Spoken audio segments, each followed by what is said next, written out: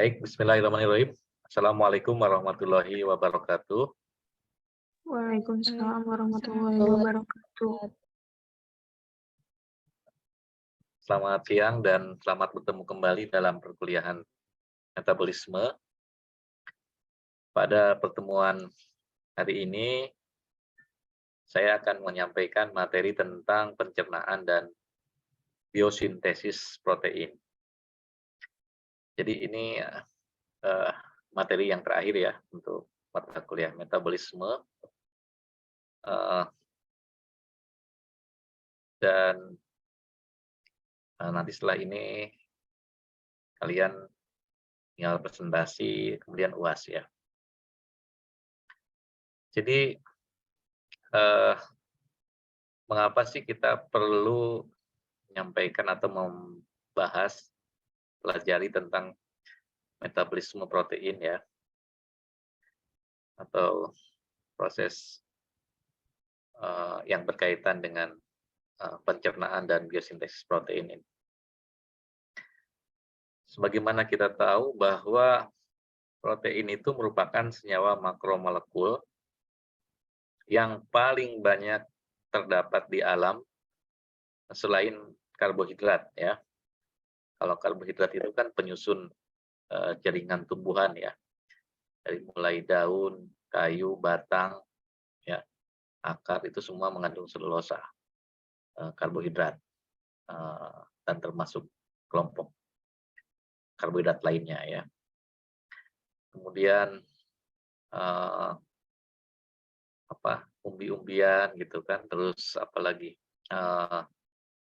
kulit serangga itu termasuk senyawa karbohidrat ya. Nah, sekarang kita membahas tentang protein. Ya. Protein ini merupakan senyawa kedua terbesar setelah karbohidrat yang terdapat di alam, ya. Dan jumlahnya pun yang paling beragam di antara jenis senyawa-senyawa lainnya. Bahkan dalam tubuh kita sendiri ya, dari ujung rambut sampai ke ujung kaki, itu semua mengandung protein. Ya, rambut kita, kulit kita, kemudian badan kita ya, otot, daging, ya, apalagi kuku, itu semua adalah protein. Ya, protein yang membangun atau membentuk struktur dari makhluk hidup sehingga menghasilkan bentuk tertentu. Dan protein juga sebagian merupakan unit fungsional dari makhluk hidup. Tanpa adanya protein, manusia tidak bisa bertahan ataupun mempertahankan kehidupan. Contoh sederhana apa? Protein yang sangat dibutuhkan oleh manusia. Misalnya protein yang mengikat oksigen, yaitu hemoglobin. Ya. Dalam sel darah kita itu kan ada yang namanya protein hemoglobin. Hemoglobin adalah protein fungsional yang bekerja untuk mengikat molekul oksigen dan membawanya ke dalam sel. Tanpa adanya molekul hemoglobin, maka sel kita tidak bisa bermetabolisme karena proses respirasi sel itu membutuhkan molekul oksigen, ya kan? Kemudian dalam proses metabolisme juga dibutuhkan berbagai jenis enzim, ya. Mungkin kalau kita hitung bisa lebih dari ribuan reaksi atau bahkan jutaan reaksi yang terjadi di dalam tubuh manusia per detik atau per menit, ya.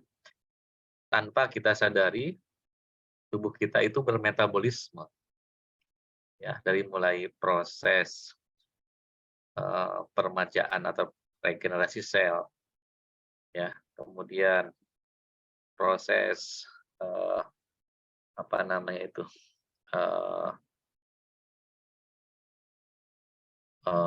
penghambatan, misalnya adanya serangan dari senyawa asing yang masuk dalam tubuh melalui mekanisme pengikatan antibodi, ya, reaksi imunologi, kemudian bagaimana jantung kita bisa bekerja, ya, bagaimana sel otot jantung itu memompa darah. Itu kan semuanya melalui proses kimiawi. Ya. Dan proses-proses kimiawi itu membutuhkan bantuan enzim untuk mengkatalisis reaksi-reaksi yang terjadi dalam tubuh kita. Tanpa adanya molekul enzim, maka tubuh kita tidak bisa mempertahankan dirinya untuk tetap hidup, gitu kan, bermetabolisme. Nah, inilah beberapa contoh pentingnya senyawa protein yang ada dalam tubuh kita, dalam tubuh makhluk hidup, yang tidak hanya manusia, hewan, tumbuhan, itu semua pasti mengandung yang namanya protein. Bahkan makhluk hidup yang paling sederhana sekalipun, ya, seperti virus, itu struktur molekulnya diselubungi oleh protein, ya. Kapsid, ya, protein yang menyelubungi struktur RNA virus, ya. Di mana si protein itu nanti akan dikenali oleh reseptor, dia akan menempel di reseptor sel inang, itu ya kan, ya, yang mana nanti dia akan melakukan proses infiltrasi atau memasuki sel inang itu untuk meregenerasi atau untuk menduplikasi diri, ya. Tanpa adanya sel inang, virus itu tidak bisa menduplikasi diri sendiri. Dan dia di luar sistem makhluk hidup itu dia sebenarnya tidak berbahaya, ya. Karena dia tidak bisa berkembang biak. Virus itu kalau di luar tubuh tidak berbahaya, tapi begitu terhirup masuk ke dalam tubuh kita, misalnya virus SARS-CoV-2, ya, yang menyebabkan penyakit corona atau COVID-19, kalau di luar dia terkena sabun aja mati, ya kan, terkena udara luar dia mungkin dia bisa bertahan hidup selama 9 sampai 15 jam, gitu ya. Tapi setelah itu dia tidak bisa beraktivitas. Kenapa? Karena dia punya kemampuan sistem metabolisme untuk proses replikasi ataupun duplikasi struktur DNA. Nah, dia bisa berduplikasi kalau dia menempel di sel inangnya, kan, misalnya di saluran pernapasan, menginfiltrasi, meninfeksi saluran pernapasan, maka disitulah nanti awal mula terjadinya penyakit. Ya. Nah, kalau kita bicara tentang struktur protein, protein itu kan terdiri dari gabungan asam-asam amino. Ya, mungkin Anda sudah hafal ya, berapa sih asam amino yang menyusun protein? Atau jenis asam amino apa saja yang bisa menyusun protein? Kan tidak semua asam amino itu menyusun protein, ya. Nah, seperti ornitin, citrulin, ya, itu nggak ada di dalam struktur protein, tapi dia termasuk asam amino. Jadi asam amino yang menyusun protein itu adalah asam alfa amino yang terdiri dari 20 jenis, ya, asam amino. Ada asam amino yang alifatik, aromatik, ya, yang bermuatan positif, bermuatan negatif, yang mengandung gugus polar tidak bermuatan, dan seterusnya. Contohnya alanin, glisin itu kan termasuk yang alifatik, ya. Fenilalanin, tirosin itu termasuk yang aromatik, ya. Triptofan, histidin. Kalau histidin termasuk yang bermuatan positif, ya. Kemudian arginin juga sama, asam glutamat, asam aspartat itu yang mengandung karboksil bermuatan negatif. Ya, setiap asam amino itu punya perbedaan satu sama lain dari rantai sampingnya, ya. Nah, kalau asam amino ini kita susun menjadi struktur protein yang utuh, berapa banyak kombinasi protein yang bisa terbentuk. Kita bisa analogikan asam amino itu sama dengan huruf alfabet A, B, C, D dan seterusnya, gitu ya. Eh, Sekarang coba kamu hitung di dunia ini berapa sih kata yang terbentuk dari huruf alfabet? Ya jangankan yang bahasa Inggris lah, bahasa Indonesia aja yang paling mudah. Berapa kata yang bisa hampir tidak terhitung. Ya, kalau kita hitung lihat di kamus ya, atau berapa kalimat yang bisa tersusun dari gabungan huruf-huruf alfabet atau huruf-huruf Latin. Jadi kalau kita ibaratkan ya, protein itu sendiri, kenapa dia bisa berlimpah ruah jenisnya, ya?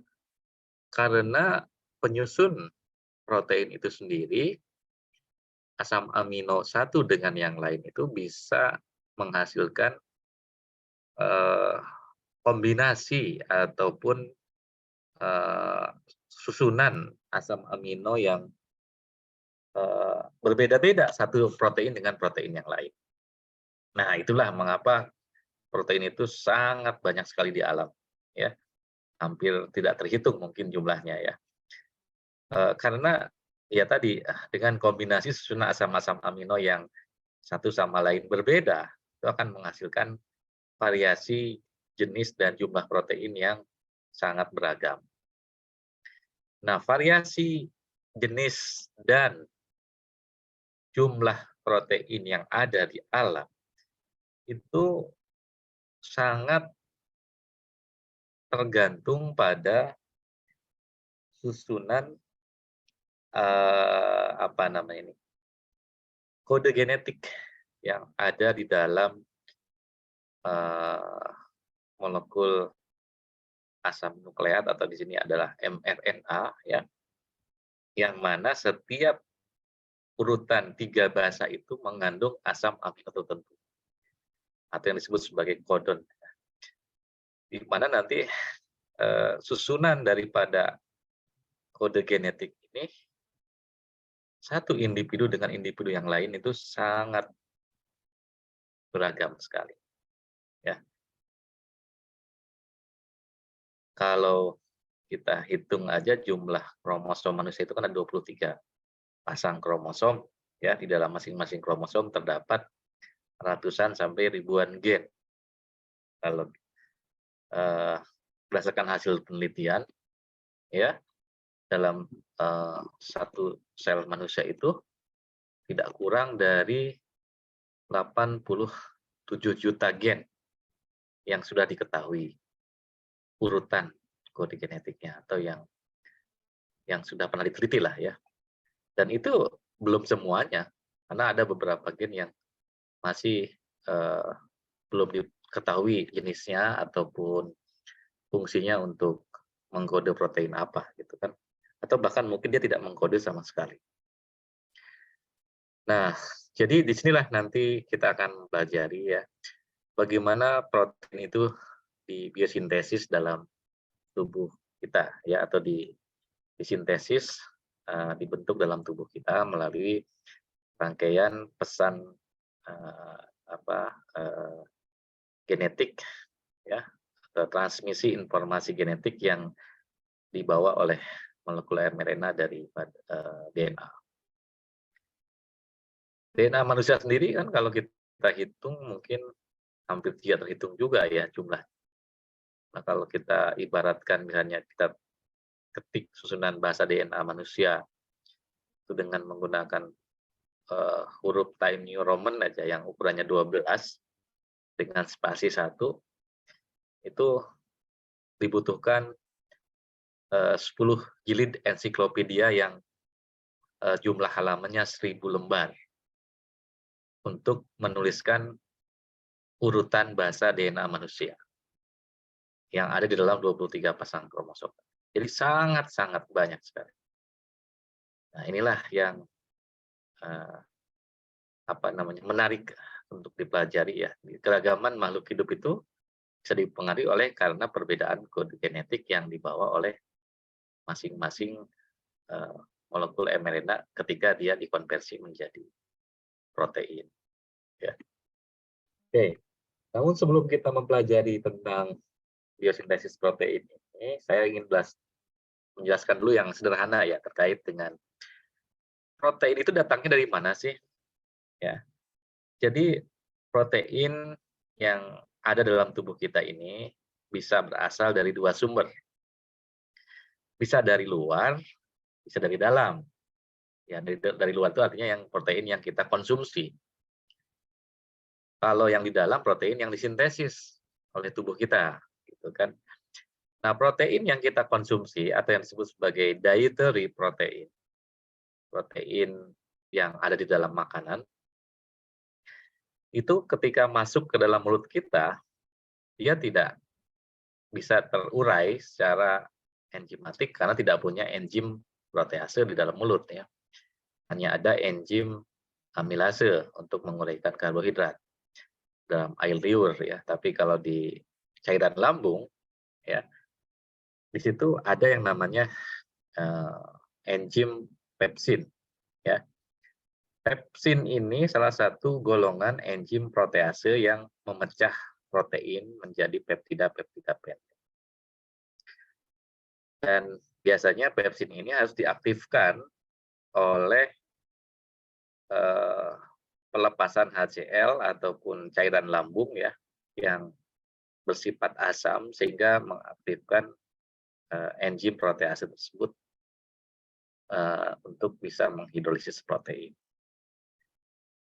Pepsin memiliki spesifitas pemotongan atau dia tidak bisa sembarangan memotong ikatan peptida dari semua urutan protein asam amino tertentu ya. Tapi dia hanya memotong di daerah-daerah residu asam amino yang di dalamnya ada tirosin ya, misalnya fenilalanin, triptofan, leusin, glutamat, dan glutamin. Nah, jadi kalau di dalam struktur protein itu ada asam-asam amino itu dan di bagian dalam terdapat daripada asam amino tersebut, maka baru dia bisa memotong. Nah, beda dengan enzim yang kedua yaitu tripsin. Ya. Tripsin dia memiliki spesifitas pemotongan pada residu lisin dan arginin. Ya. Kemudian kimotripsin, tirosin, fenilalanin, dan triptofan ini hampir sama seperti pepsin.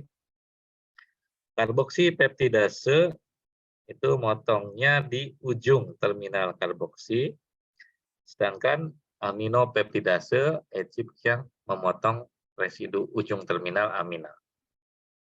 Ya, kecuali kalau di ujungnya itu ada prolin, dia tidak bisa memotong. Nah, jadi sekali lagi di sini enzim-enzim protease itu bekerja memotong ikatan peptida dengan spesifitas pemotongan sesuai dengan jenis asam amino yang ada dalam masing-masing protein tadi. Ya. Ada yang namanya endopeptidase, ada yang namanya exopeptidase. Ya, kalau pepsin, tripsin, kimotripsin itu termasuk endopeptidase, dia memotong ikatan peptida di bagian dalam protein, sedangkan karboksipeptidase dan aminopeptidase dia memotongnya di ujung ya atau di bagian luar sehingga disebut exopeptidase. Pepsin ada di dalam lambung, sedangkan tripsin, kimotripsin, ya, karboksipeptidase dan aminopeptidase itu ada di dalam usus halus. Jadi ketika protein itu masuk ke dalam lambung, dia akan dicerna oleh enzim pepsin, dipotong-potong menjadi peptida, dan hasil pemotongan pepsin ini kan belum sempurna ya karena dia belum menghasilkan asam amino bebas. Maka disempurnakanlah hidrolisis protein itu di dalam usus halus atau small intestine. Small intestine ini isinya adalah enzim, di dalamnya ada enzim-enzim protease yang mampu memotong ikatan peptida ya menghasilkan peptida yang lebih pendek atau menghasilkan asam amino bebas. Asam amino bebas nanti dia masuk ke dalam pembuluh darah ya dengan bantuan transporter asam amino atau melalui mekanisme transport aktif. ya, dengan bantuan ATP biasanya, baru dia nanti bisa masuk ke dalam pembuluh darah. Jadi, semua protein yang kita konsumsi ketika dia masuk ke dalam usus halus, itu sudah pasti akan terhidrolisis. Baik oleh pepsin, tripsin, kemotripsin, sebagainya ya. Sampai dia menghasilkan asam-asam amino bebas yang nanti masuk ke dalam pembuluh darah. Nah, di sini kita mengenal ada dua jenis enzim ya yang memotong tadi ya ikatan peptida itu yang eksopeptidase dan endopeptidase. Oh iya, sebelumnya protein yang masuk ya atau yang diabsorpsi itu kan berasal dari dua tempat ya, tadi saya sudah katakan ya. Dari sumber eksogen itu artinya dari makanan yang keluar, dan endogen itu hasil sintesis protein di dalam sel. Nah, kebutuhan harian protein kita itu katanya kurang lebih kalau untuk orang dewasa ini ya 50 sampai 100 gram per hari ya, dietary protein yang kita makan.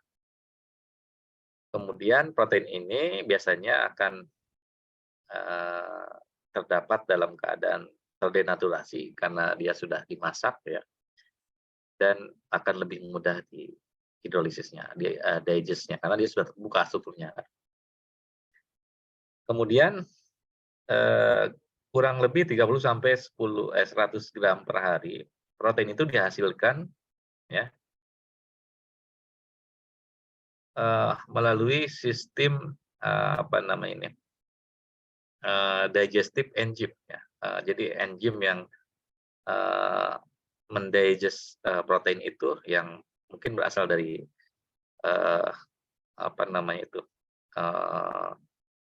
degradasi protein di dalam sel gitu ya. Atau bisa juga dia merupakan hasil dari konversi protein yang dikonsumsi sehari-hari ya, kemudian dia berubah menjadi protein yang lain di dalam sel ya melalui proses biosintesis. Nah, kecepatan pencernaan dan absorpsi protein ya itu biasanya sangat efisien ya untuk orang yang normal ya. Untuk orang yang sehat gitu ya, karena hanya sebagian kecil saja protein itu yang hilang atau dikeluarkan melalui feses ya, yang dibuang lah itu ya. Jadi sisanya itu 90 mungkin kalau dari 100 gram itu 90 sampai 95 gram itu dikonversi menjadi protein-protein yang baru gitu ya. Jadi ini sangat-sangat efisien ya antara kecepatan degradasi sama sintesis protein. Nah, tadi setiap enzim yang terdapat di dalam sistem pencernaan, enzim protease ya maksudnya, atau proteolytic enzim itu biasanya disekresikan dalam bentuk inaktif ya, atau dalam keadaan tidak aktif. Contohnya tadi seperti pepsin dalam cairan lambung dia bersifat inaktif ya, atau yang disebut sebagai gymogen ya. Gymogen itu keadaan enzim yang belum aktif. Nah, ketika ada substrat masuk di dalam lambung tadi misalnya, maka pepsinogen tadi akan diaktifkan.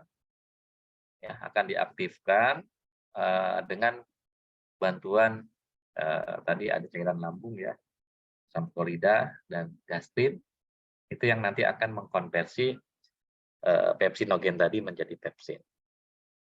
Ya. Nah, tadi saya sudah sebutkan bahwa enzim sendiri ada dua jenis ya. Enzim proteolytik itu ada yang namanya endopeptidase, ada yang namanya eksopeptidase. Bedanya di mana? Kalau endo itu berarti dia memotong di bagian dalam, menghasilkan peptida-peptida yang lebih kecil. Ya, contohnya tripsin, kemotripsin, Pepsin itu endopeptidase. Tapi kalau exo, dia memotong ikatan peptida itu pada bagian ujung dari rantai polipeptida, atau pada bagian yang paling ujung lah ya, yang paling luar. Contohnya di sini ada karboksipeptidase, dia memotong ikatan peptida pada terminal karboksi. Jadi pada bagian ujung yang sebelah kanan ya karboksi. Dan aminopeptidase dia memotong ikatan peptida pada residu terminal atau yang sebelah kiri ya. Dia memotongnya di bagian ujung. Maka disebut eksopeptidase. Nah, di sini saya ingin jelaskan ya, bagaimana sih sebetulnya fungsi daripada cairan lambung ini ya, terutama asam klorida ya, HCl yang dihasilkan.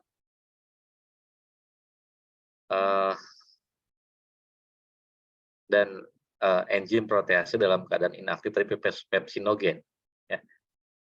Pepsinogen itu diaktifkan ya ketika dalam sel lambung kita ini ada makanan yang masuk, maka cairan lambung akan dikeluarkan mengsekresikan HCl dengan pH yang mendekati pH asam ya, sekitar 2, kan dia asam kuat kan.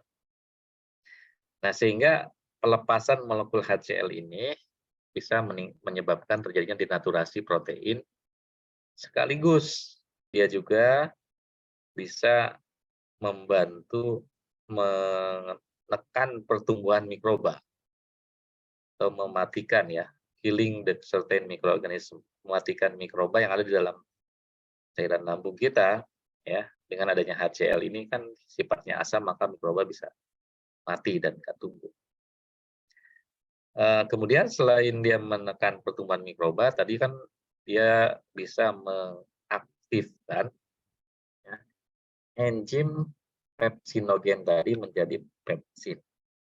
Ya, dengan memotong ikatan peptida pada posisi tertentu, maka pepsinogen ini akan berubah menjadi pepsin dan siap untuk memotong-motong protein yang sudah terdenaturasi. Jadi di sini fungsi daripada asam klorida itu ada 3 ya. Tadi kan menghasilkan pH yang rendah sehingga bisa membunuh mikroba, kemudian mendenaturasi protein, dan yang ketiga mengaktifkan pepsinogen itu menjadi pepsin yang aktif. Dari mana sumber HCl itu? Ya, bisa dari asam karbonat yang terreduksi ya dari CO2, kemudian nanti dia menjadi HCO3- tambah dengan H2O, dia bisa menghasilkan H+ dan HCO3-. Nah, H+-nya masuk ke dalam cairan lambung, Cl-nya itu juga masuk melalui transport aktif ya, melalui membran. Sehingga nanti H+ dan Cl- itu ketemu, maka dia bisa menghasilkan asam klorida atau HCl. Pepsin itu adalah enzim yang disekresikan oleh cairan lambung ya, atau chief cell of stomach dalam bentuk pepsinogen. Kemudian dikonvert menjadi pepsin atau diubah menjadi pepsin itu dengan memindahkan atau mengeluarkan 44 residu asam amino dari terminal dari N terminal ya, atau terminal amina dengan pemotongan asam klorida. Dan ini biasanya terjadi pada pH yang sangat asam, sekitar 2. Kemudian setelah itu pepsinogen tadi berubah menjadi pepsin ya, dan aktif, dia bisa memotong pada residu fenilalanin, tirosin, triptopan, dan metionin, gitu kan. Ya, maka protein ini akan berubah menjadi peptida pendek atau disebut sebagai pepton ya, dengan aksi daripada pepsin ini, maka protein yang masuk ke dalam lambung itu nanti akan dipecah menjadi senyawa-senyawa peptida pendek.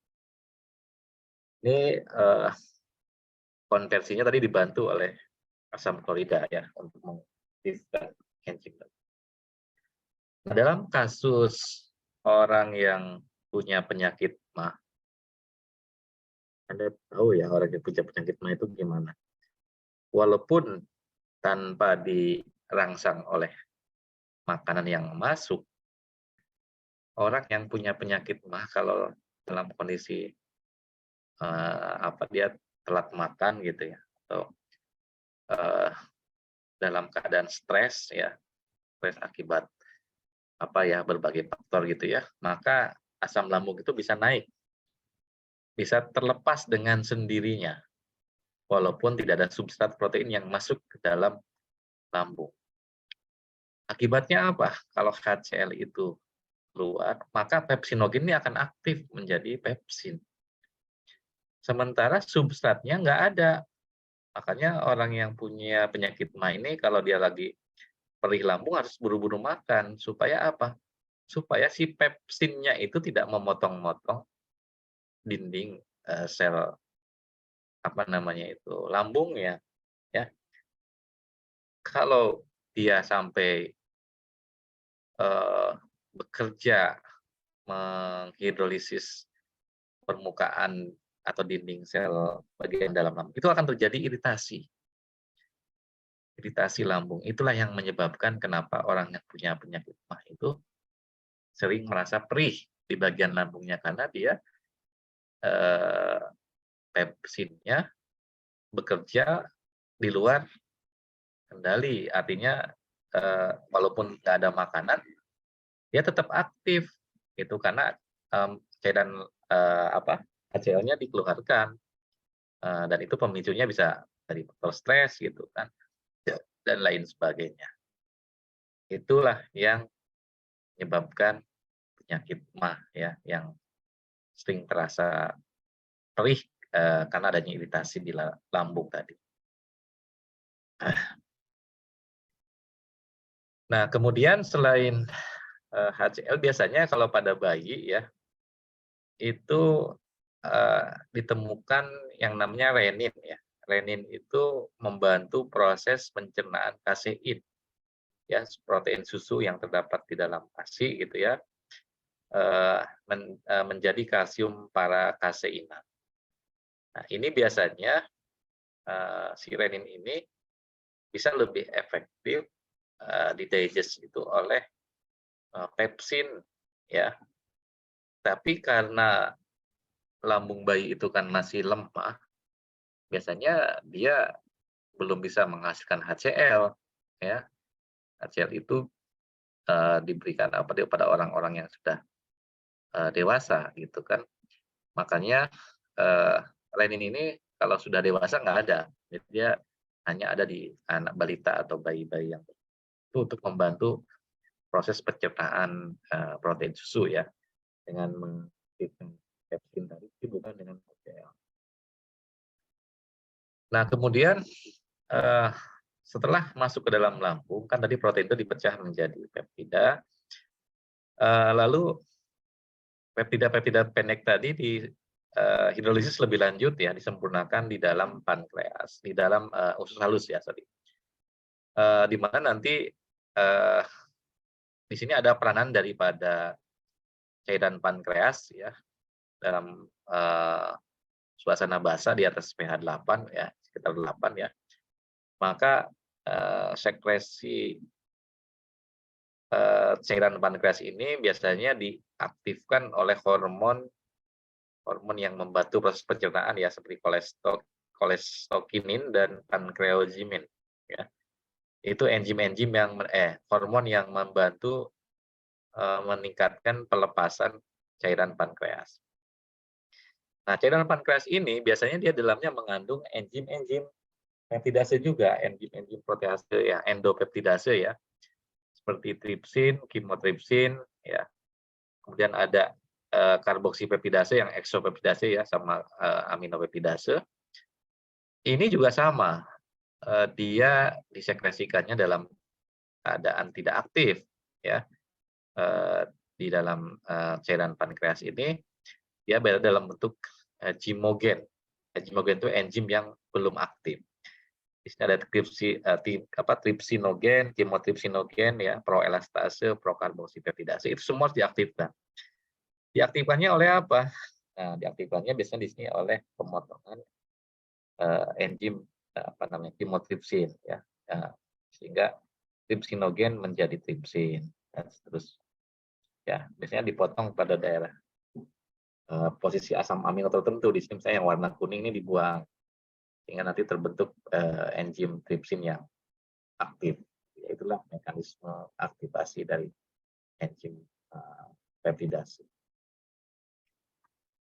Nah, kemudian nanti setelah dia dilepaskan, ya, aktivasi enzim yang diproduksi oleh apa namanya tadi cairan pankreas, ya, dia nanti dia akan memotong ya leave off hexapeptidase sekitar 6 asam amino yang ada di dalam fragmen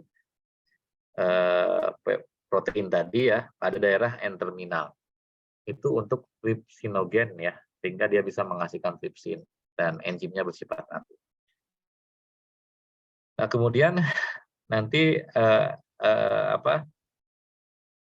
enzim tripsin ini juga merupakan enzim apa namanya tadi yang diaktifkan oleh adanya pelepasan ya ikatan peptida tadi ya dengan bantuan enzim protease yang lain yaitu chymotrypsin dan karboksipeptidase. Ya. Tripsin, chymotrypsin dan elastase termasuk dalam kelas endopeptidase dan dia aktif pada pH yang netral ya, yang bukan pH asam. Beda dengan pepsin tadi. Kalau pepsin kan pH-nya 2. Kalau di sini pH-nya 7 sampai 8 ya untuk mengaktifkan untuk bekerja dengan baik ya enzim-enzim. Nah, oleh karena itu maka biasanya makanan yang keluar dari lambung itu kan masih mengandung cairan HCl ya, gastrik HCl. Di sini harus dinetralkan oleh alkalin ya, cairan alkalin yang terdapat di dalam pankreas, misalnya dengan adanya natrium karbonat, sehingga dia akan meningkatkan pH agar enzim ini bisa aktif. Nah, kemudian chymotrypsin termasuk salah satu enzim serin protease ya. Apa sih yang dimaksud enzim serin protease ini? Serin protease ini asam enzim yang memiliki sisi katalitiknya itu adalah serin ya, yang bersifat esensial untuk melakukan reaksi katalisis pemecahan ikatan peptida. Jadi di dalam sisi aktifnya itu ada residu serin ya, sehingga disebut serin protease. Nah, ini contoh mekanisme katalitiknya ya, atau mekanisme kerja enzim chymotrypsin ya. Di situ ada serin, ada histidin dan ada aspartat ya. Tiga itu mengandung gugus fungsi yang berbeda ya. Kalau serin kan mengandung gugus OH di ujungnya ya. Kemudian untuk histidin ada enzim imidazol, di situ ada NH juga, dan asam aspartat itu mengandung gugus karboksil. Nah, ketika ada substrat masuk, substrat itu mengandung ikatan peptida ya, CONH, maka ikatan peptida itu diarahkan untuk mendekati si serin tadi ya. Terjadilah mekanisme pertukaran proton sehingga nanti H-nya pindah ke histidin ya, karena histidin kan bermuatan positif, kemudian dan dia menarik ion hidrogen tadi. Nah, kemudian gugus OH-nya tadi akan berikatan dengan gugus karbonil dari apa namanya protein yang akan dilisis tadi. Jadi dia akan berikatan dengan gugus CO. Lalu kemudian setelah itu terjadi pemutusan ya, cleavage sites ini artinya pemutusan ikatan di sini, sehingga gugus NH-nya itu akan lepas dan beralih ke residu histidin di sini ya, jadi NH2 yang berikatan dengan. Nah, setelah itu baru nanti masuk molekul air ya di sini. Masuk molekul air di sini maksudnya untuk melepaskan ikatan antara gugus karbonil yang pertama tadi dengan serin, karena di sini kan masih berikatan dengan masih membentuk kompleks enzim substrat. Sementara tadi kan yang ikatan peptida yang kedua sudah terlepas tadi ya dengan adanya apa namanya itu pemutusan ikatan CONH ini dengan mekanisme transport proton tadi, pertukaran proton ya. Nah kemudian setelah itu nanti H2O memberikan OH-nya ke gugus karbonil, ya nanti berubah menjadi asam gugus karboksilat, gitu ya, dan itu akan lepas sebagai peptida yang baru. Jadi ini mekanisme pemutusan ikatan peptida oleh chymotrypsin. Dia bekerja memutus ikatan CONH ini sehingga menjadi COH dan NH2 bebas. Ya. Nah itulah mekanisme katalitik reaksi hidrolisis protease ya dari chymotrypsin. Nah kemudian selanjutnya tripsin dan chymotrypsin ini kan dia mendegradasi protein menghasilkan peptida-peptida yang lebih pendek. Nah, peptida itu nanti akan hidrolisis lebih lanjut dengan bantuan karboksipeptidase ataupun dengan bantuan apa namanya itu aminopeptidase ya. Karboksipeptidase sendiri juga diaktifkan oleh tripsin tadi ya. Tripsin kan dari tripsinogen diaktifkan oleh chymotrypsin. Tripsin lalu mengaktifkan karboksipeptidase sehingga menghasilkan karboksipeptidase yang lebih aktif. Nah, karboksipeptidase ini termasuk ke dalam metaloenzim. Artinya apa metaloenzim? Enzim yang membutuhkan ion logam ya untuk mengkatalis reaksinya. Di sini dia mengikat Zn ya, zinc si karboksipeptidase ini agar dia bisa bersifat aktif. Ya. Kemudian nanti hasil dari hidrolisisnya itu akan menghasilkan asam-asam amino bebas atau peptida-peptida yang lebih pendek. Ada beberapa jenis enzim karboksipeptidase, ada karboksipeptidase A ya, yang disebut sebagai metaloenzim yang diaktifkan oleh tripsin tadi. Dan dia bersifat eksopeptidase, ya, tidak bisa memotong ikatan peptida di bagian dalam. Nah, di sini ada beberapa enzim yang tadi sudah saya jelaskan ya, memiliki perbedaan karakteristik dari sisi ikatan peptida yang dipotongnya. Ya. Pepsin, tripsin, chymotrypsin, dan seterusnya. Ini akhirnya saling bekerja sama untuk mendapatkan pemutusan asam amino bebas ya dari protein yang dihidrolisis dalam pencernaan.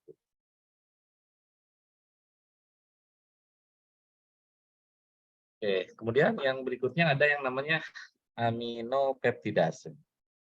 Ya, itu terdapat di bagian luminal surface ya, permukaan bagian dalam sel epitelial usus halus ya. Dia akan memotong ikatan peptida pada residu terminal N tadi ya, yang menghasilkan asam amino bebas dan peptida yang lebih pendek.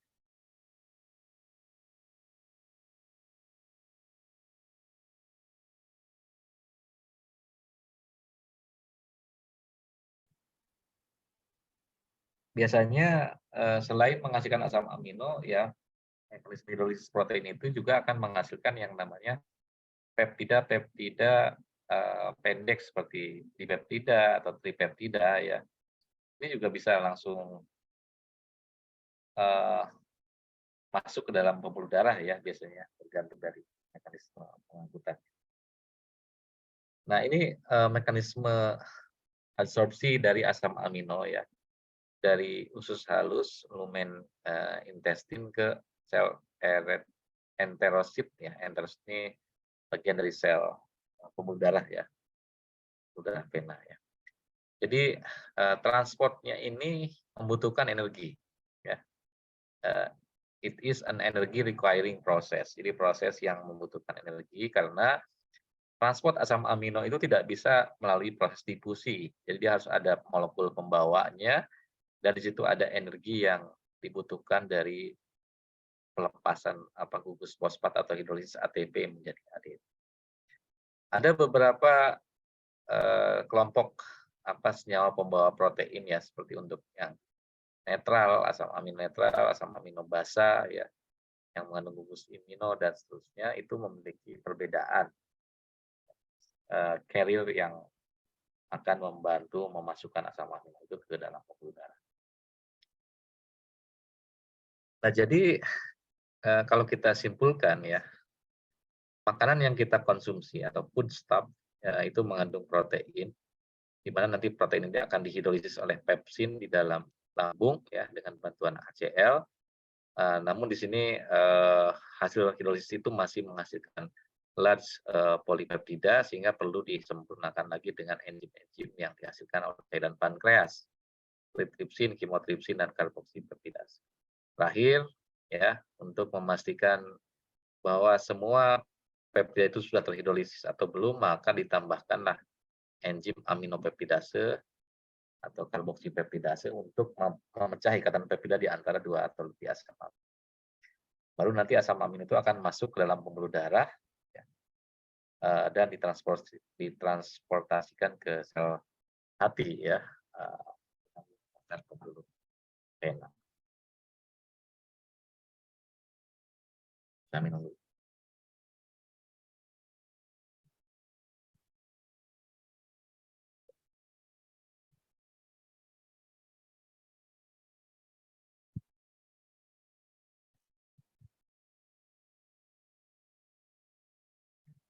Oke, sampai sini ada yang mau ditanyakan? Silakan.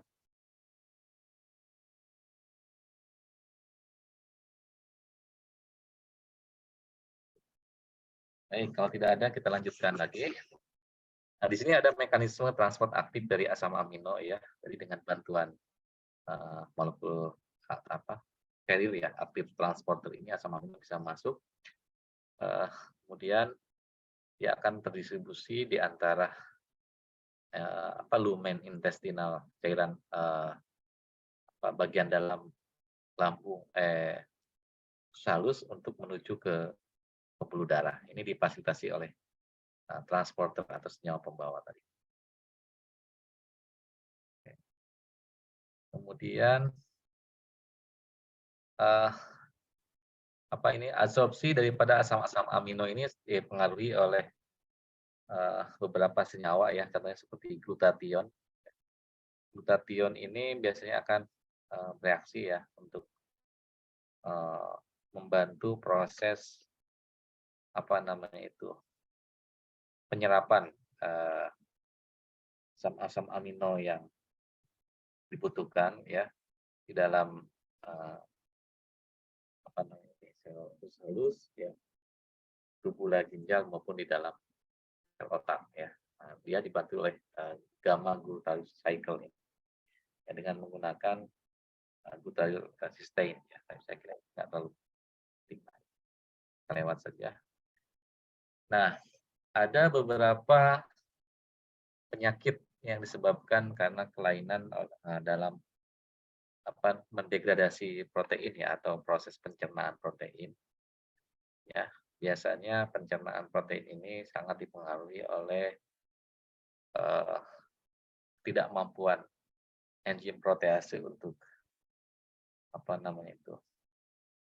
menghidrolisis protein ya. Ini ada biasanya berkaitan dengan sekresi dari cairan pankreas ya. Ada yang namanya akut pankreatitis. Nah, ini disebabkan aktivasi prematur trypsinogen dalam cairan pankreas sehingga dia akan melakukan autodigestion untuk sel pankreas. Biasanya akut pankreatitis ini hampir sama seperti kasus pepsin dalam lambung ya, yang dia diaktifkan oleh HCl. Tapi kalau di sini karena aktivasinya itu prematur ya, maka dia bisa merusak dalam sel pankreas itu sendiri ya. Itu akibatnya bisa menyebabkan fungsi daripada sel pankreas itu akan terganggu. Mungkin ini juga yang menjadi cikal bakal tadi, misalnya adanya penyakit diabetes gitu ya, yang apa, resistensi hormon insulin itu kan dihasilkan oleh cairan pankreas juga ya. Atau diabetes tipe 1 yang tidak bisa memproduksi insulin lagi karena pankreasnya rusak. Yang kedua ada oksoflorinuria, ya ini karena defisiensi dari enzim oksofrolinase ya, yang mengkatalisis apa namanya itu, pemupusaan ikatan prolin gitu ya, sehingga dia akan menghasilkan senyawa oksofrolin yang banyak di dalam urin. Yang ketiga ada reaksi alergi ya pada beberapa jenis protein makanan ya, food protein.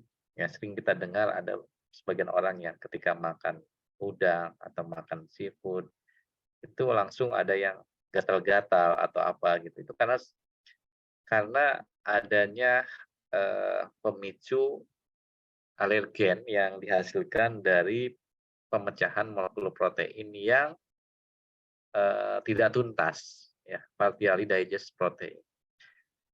Jadi apa namanya itu, pemecahan molekul protein yang tidak tuntas ini yang bisa menyebabkan masuknya senyawa-senyawa polipeptida yang belum terhidrolisis sempurna ke dalam usus halus, ke dalam pembuluh darah, sorry, ya dari usus halus ke dalam pembuluh darah. Nah, akibatnya nanti terjadi reaksi apa, eee, pengikatan, antigen antibodi itu di dalam, pembuluh darah dianggap sebagai senyawa asing, gitu kan, sehingga menghasilkan reaksi imunologi. Reaksi imunologi ini yang nanti, kalau misalnya, pemicu alergennya itu, eee, banyak jumlahnya itu bisa bisa juga sampai menghasilkan reaksi autoimun gitu ya. Nah itu yang harus diwaspadai ya, karena kalau itu terjadi, reaksi alergi yang berlebihan itu bisa juga menyebabkan kematian. Tapi biasanya kalau jumlah protein yang terhidrolisisnya itu tidak terlalu banyak ya, dan dia sudah tahu kalau dia makan itu adalah, penyebab alergi, biasanya kan dihindari ya, sumber alergen. Nah itu beberapa, contoh ya, protein yang bisa menghasilkan alergen apa aja, contohnya ada kacang-kacangan, ikan, ya, dan lain sebagainya. Dan, penyakit yang lainnya adalah partial gastrectomy pankreatitis tadi sudah ya, karsinoma, eee, cystic fibrosis ya, ini juga karena, berkaitan dengan proses pencernaan dan absorpsi protein. Tapi yang menarik ya ini mungkin, eee, yang sering kita temukan dalam kehidupan sehari-hari itu adalah, alergi ya. Reaksi alergi itu ternyata karena dia ada protein asing yang masuk ke dalam tubuh seseorang yang dianggap sebagai benda asing sehingga terjadi reaksi, imunologi dan itu yang biasanya menyebabkan bentol-bentol, gatal-gatal dan sebagainya. Reaksi alergi yang disebabkan efek samping dari adanya, pemicu apa, alergen tadi. Eee, saya kira ini menarik kalau kita nanti diskusikan ya. Nah ini contoh, beberapa pemicu reaksi alergi ya dari, protein nabati ya, kacang-kacangan, dari kacang hijau, kacang polong, kacang apa, kacang tanah, dan lain sebagainya. Ini biasanya disebabkan karena adanya, eee, pencernaan tadi ya, dipeptida yang masuk ke dalam cairan mukosa, harusnya kan dia terhidrolisis menjadi, single amino acid, ya, nanti baru dia ditransportkan, dipindahkan ke pembuluh vena atau pembuluh darah. Jarang sekali molekul-molekul yang ukuran besar itu akan melewati ya, cairan epitel, dan masuk ke dalam pembuluh darah, tapi pada kasus alergi ini bisa, bisa saja terjadi gitu ya. Jadi peptida yang belum terhidrolisis sempurna itu masuk ke dalam pembuluh darah, itulah yang menyebabkan reaksi imunogen tadi ya, menghasilkan reaksi, apa, sistem imunnya itu bekerja untuk, mengikat, eee food allergen tadi, sehingga menghasilkan reaksi alergi. Oke. Nah, berikutnya kita bahas tentang biosintesis protein ya. Eh, Biosintesis protein itu apa sih sebetulnya? Dan bagaimana prosesnya ya? Jadi tadi saya katakan protein yang masuk ke dalam tubuh kita ini kan pada akhirnya dipecah menjadi asam-asam amino. Asam amino itu larinya kemana? Ya kalau nggak didegradasi menjadi apa, menjadi eh, asam alfa ketoglutarate ataupun asam alfa keto yang masuk ke dalam siklus asam sitrat ya, eh, dia nanti dikonversi lagi menjadi protein yang baru. Kalau didegradasi kan menghasilkan energi dan amonia gitu kan sebagai hasil samping dari metabolisme asam amino. Tapi kalau asam amino itu tidak didegradasi atau tidak dikatabolisme, maka dia akan dikonversi lagi menjadi protein. Diubah lagi menjadi protein yang baru. Ya, jadi protein yang dimakan, dirombak, diubah menjadi asam aminonya disusun lagi menjadi protein yang lain. Nah, itulah proses yang disebut sebagai biosintesis protein. Tadi saya katakan ya protein itu dalam tubuh kita macam-macam fungsinya. Kan? Ada hormon, antibodi, enzim, ya bagian dari tubuh ya seperti muscle, otot, ligamen, jaringan ikat ya, kartilage, dan beberapa jenis protein lainnya yang terdapat dalam tubuh makhluk hidup itu semua berasal dari pembacaan kode genetik dari DNA atau transkripsi DNA. Nah, jadi DNA itu sendiri itu kan sebagai molekul penciri kehidupan ya, a code of life, pengkode makhluk hidup. Setiap makhluk hidup itu pasti punya DNA. Dan DNA ini punya yang namanya sekuen tertentu yang disebut sebagai gen. Gen itulah yang nanti akan dikonversi menjadi protein. One gen, one protein, atau satu gen untuk satu jenis protein. Ada di mana gen itu ya? Adanya di dalam struktur DNA yang terdapat di dalam kromosom. Nah, untuk bisa mengetahui proses biosintesis protein ini, maka kita harus mengetahui dulu tahapan dalam tubuh kita ini. Protein itu kan dibuatnya di dalam ribosom, ya di dalam kompartemen ribosom. Dan itu adanya di dalam sitoplasma, di luar inti sel. Sedangkan DNA yang membawa kode genetik itu adanya di dalam inti sel, ya di bagian nukleus. Sehingga pertanyaannya, bagaimana kode genetik dari DNA yang terdapat dalam inti itu bisa nyampe ke ribosom, yang itu berbeda jauh tempatnya. Maksudnya tidak satu tempat lah gitu ya, berbeda jauh. Tapi dalam sel, tapi dia berbeda tempat. Berarti kan harus ada molekul perantara dong, yang memberikan informasi kode genetik dari DNA menuju ribosom. Nah, molekul perantara itu yang disebut sebagai RNA atau ribonucleic acid. Apa sih bedanya RNA sama DNA? Kalau RNA itu biasanya gulanya adalah ribosa, ya. Maka disebut ribonucleic acid. Kalau DNA deoksiribonucleic acid. Jadi bedanya kalau DNA itu gula ribosanya deoksiribosa. Tapi kalau RNA gula gula penyusunnya adalah ribosa. Ribosa sama deoksiribosa kan bedanya cuma tidak ada gugus OH di posisi atom C nomor 2 ya. Itu yang terdapat pada RNA. Kemudian bagian penting dari molekul RNA itu kan selain gula ribosa ada basa nitrogen, selain gugus fosfat tentunya ya. Karena kan ribonucleic acid asidnya itu dari asam fosfat. Nah, basa nitrogen dari DNA dengan RNA itu berbeda. Walaupun tidak berbeda sepenuhnya ya. Untuk sitosin masih ada, guanin juga ada, adenin ada, tapi timin nggak ada di dalam RNA. Ya diganti oleh urasil. Ya, sehingga urutannya bukan ACTG tapi ACUG gitu misalnya, ya. Karena itu sudah tidak. Perbedaan yang ketiga, RNA itu biasanya dia bentuknya single strand, ya, untai tunggal. Kalau DNA, dia bentuknya adalah double helix atau apa namanya, untai tunggal disebutnya. Nah, ini RNA itu memiliki struktur tadi ada basa purin dan pirimidin ya, ACGU atau CGAU gitu ya, tergantung ya nanti urutannya bebas saja.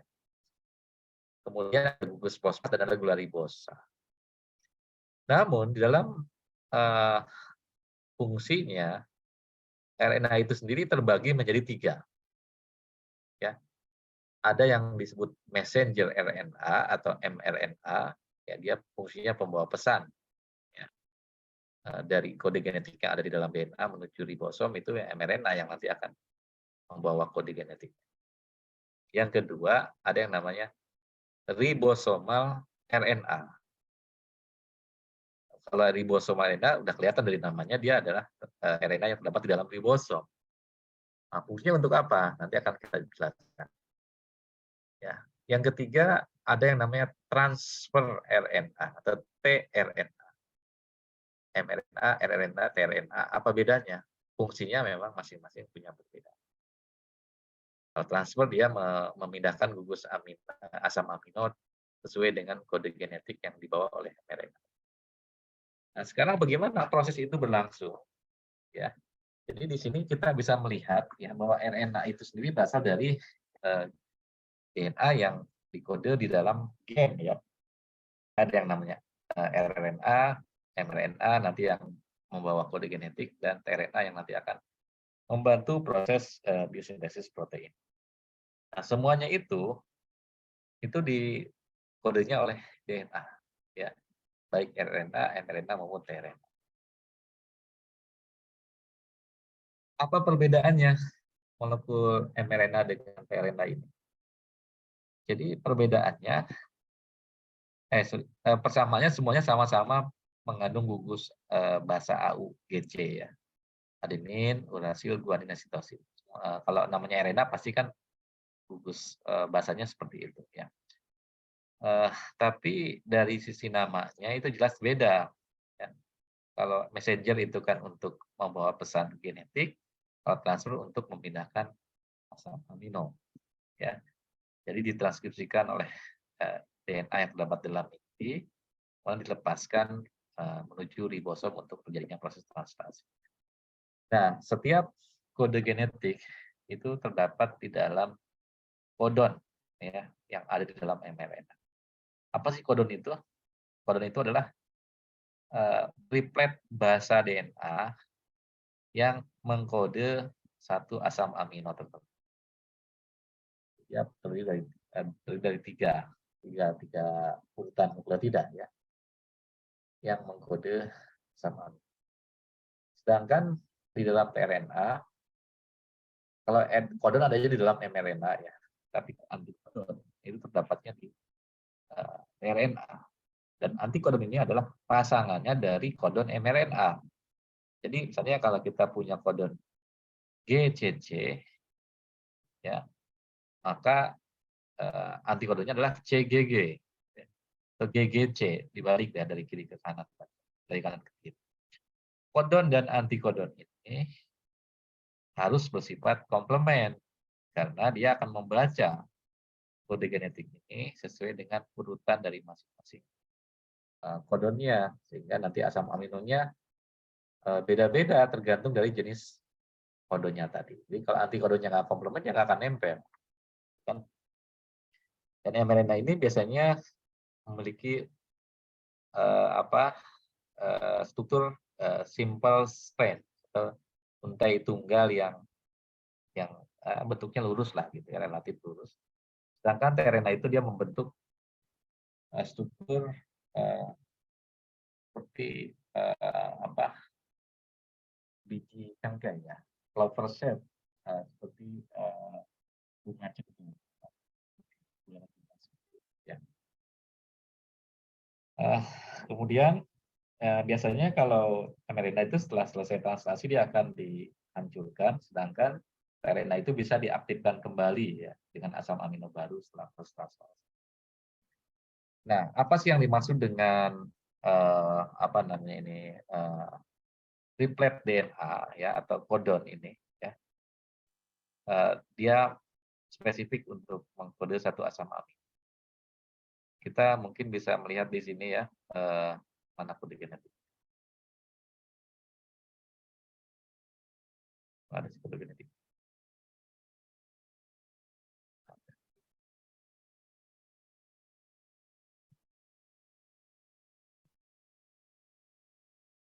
Nah, ini dia.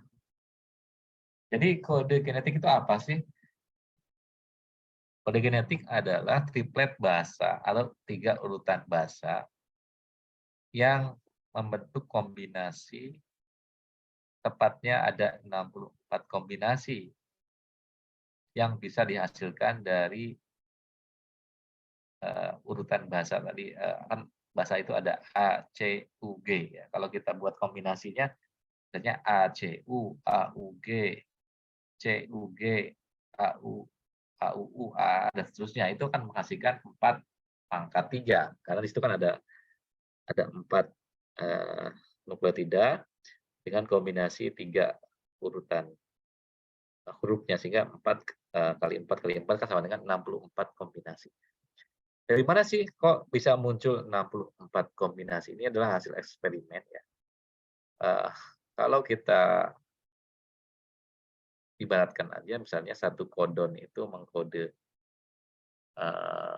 satu asam amino dikode oleh satu kodon.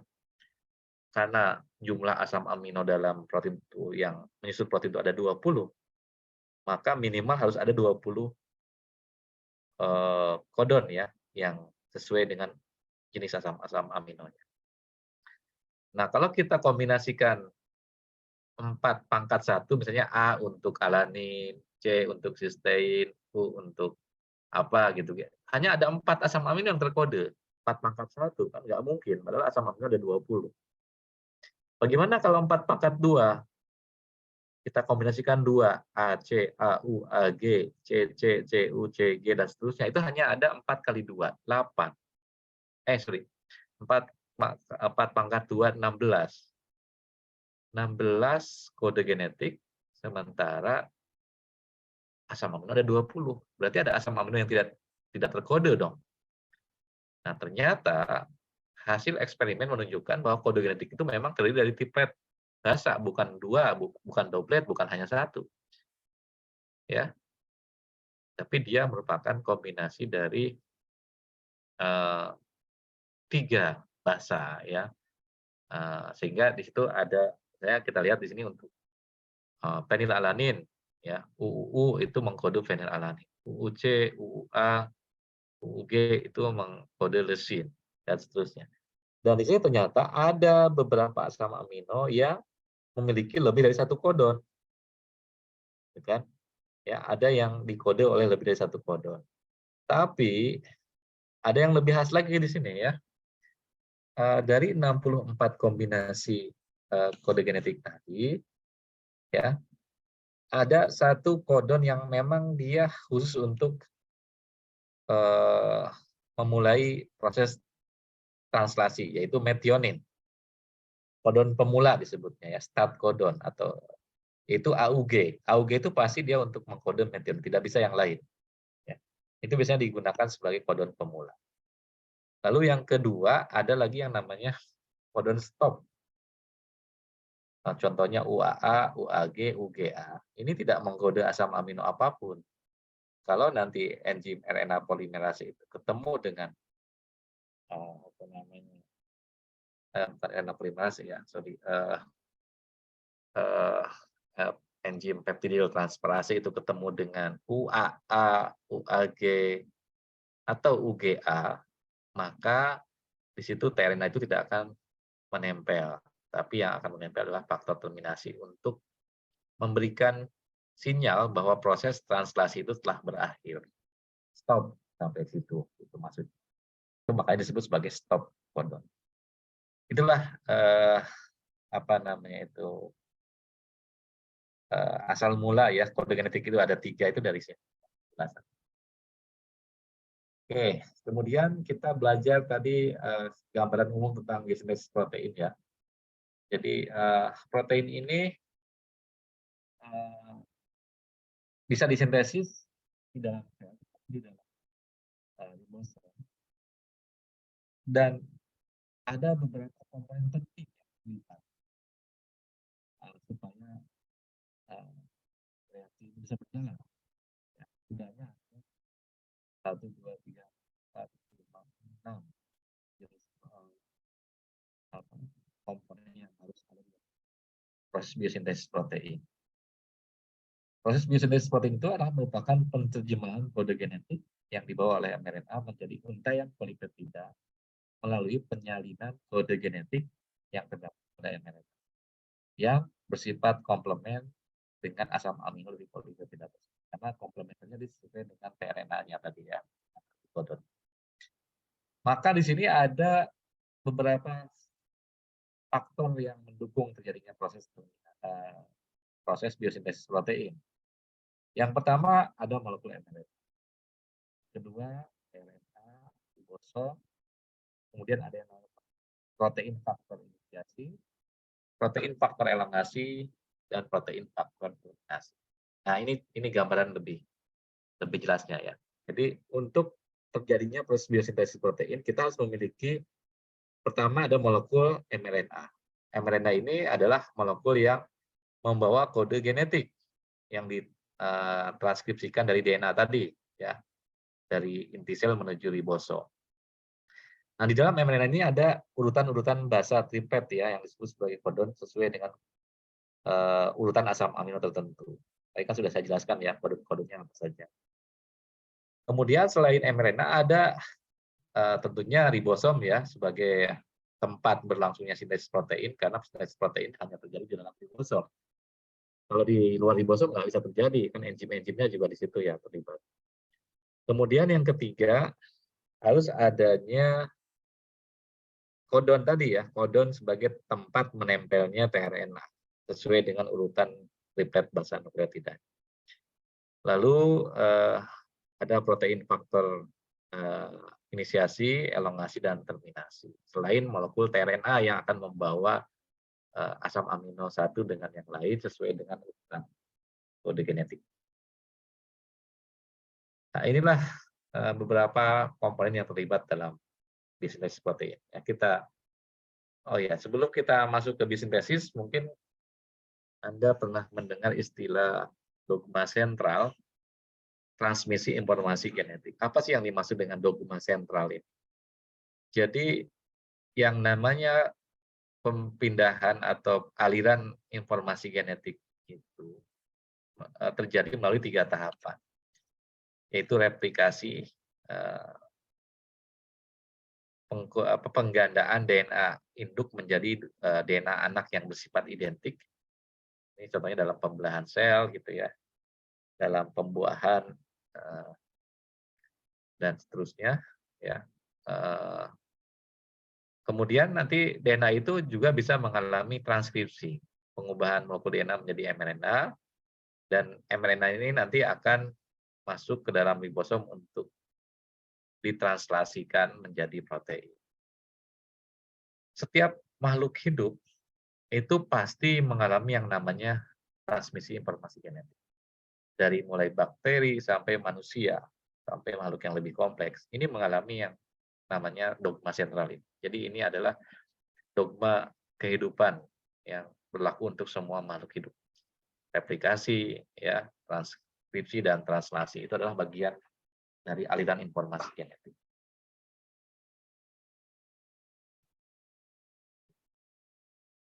Seperti itu.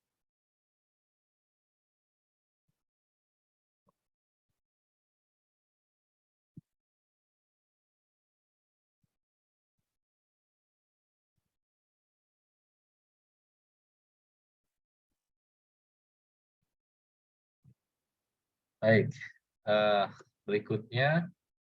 Nah, tadi saya katakan bahwa proses translasi itu terjadi dalam ribosom, sedangkan transkripsi terjadi di dalam inti sel ya. Pengubahan DNA menjadi RNA ini kan terjadi dalam inti. Nah, RNA ini tentunya harus keluar kan dari inti sel menuju ribosom supaya dia nanti dibaca kode genetiknya oleh RNA ini. Nah, proses ini terjadi terus-menerus ya, berulang-ulang selama manusia itu hidup. Selama manusia itu membutuhkan protein, maka proses ini akan berlangsung terus-menerus. Transkripsi, translasi, ya itu berlangsung karena makhluk hidup itu membutuhkan yang namanya protein. Oke, nah kalau kita bedah lagi lebih lanjut ya, struktur mRNA itu sendiri ada beberapa bagian penting ya, di mana di situ ada yang namanya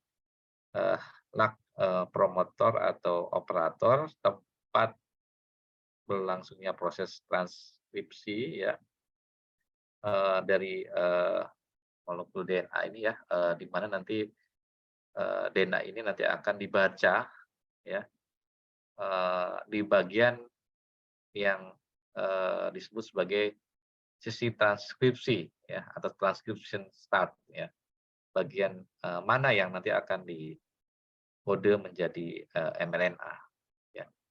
Dan di sini ada gen Z, Y, dan A. Ini masing-masing mengkode asam amino tertentu dengan jumlah asam amino sekian-sekian ya. Nah, gen Z, X, Y, dan A ini disebut sebagai open reading frame. Ya, daerah tempat pembacaan kode genetik ya, dari DNA ke mRNA ini sampai ke transcription stop.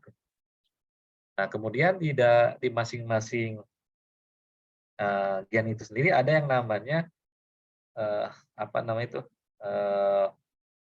daerah pengikatan awal yang disebut sebagai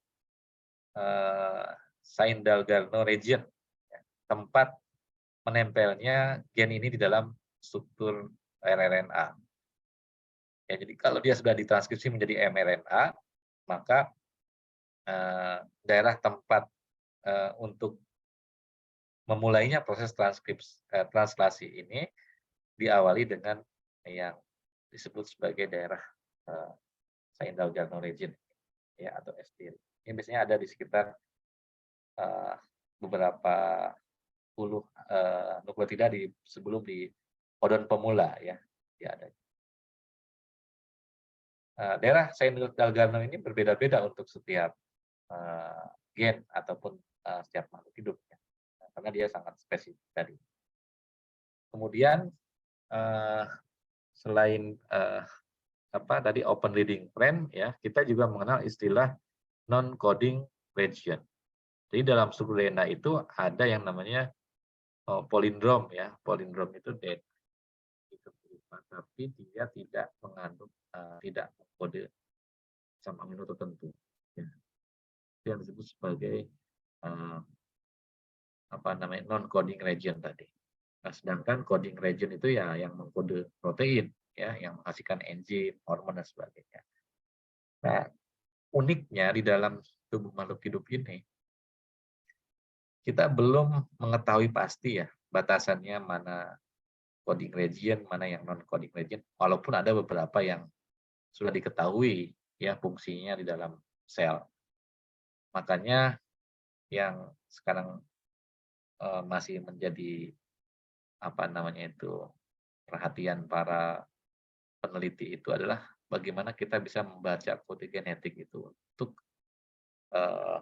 protein tertentu yang ada kaitannya dengan disfungsi metabolisme. Misalnya, kenapa sih orang yang punya penyakit diabetes itu hormon insulinnya tidak bekerja dengan baik? Mungkin karena di situ ada perubahan struktur insulinnya atau mungkin dia mengalami mutasi gennya dan lain sebagainya.